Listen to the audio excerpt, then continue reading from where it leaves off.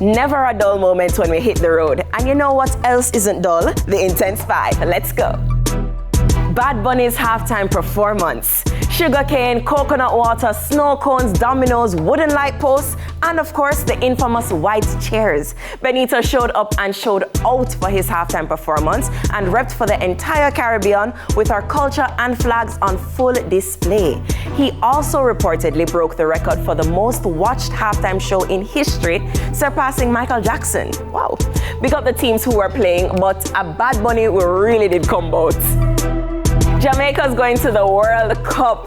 Well, the Under-17 World Cup, but it's still a World Cup, so we'll take it. Our juniors qualified with a 3-1 win over Canada earlier this week, and we couldn't be prouder. Go reggae, babies! Buju gets his own day. It's not even his birthday, but Broward County is celebrating Buju regardless. February 10 is officially Buju Banton Day in Lauderdale Lakes, and we love to see Gargamel get his flowers while he can still smell them. Protege's new album. He recently announced the Lost in Time Festival, but Proto said, "I've got something else for you."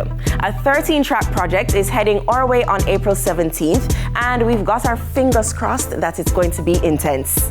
And finally, holding the spot this week, Cardi and Stefan broke up.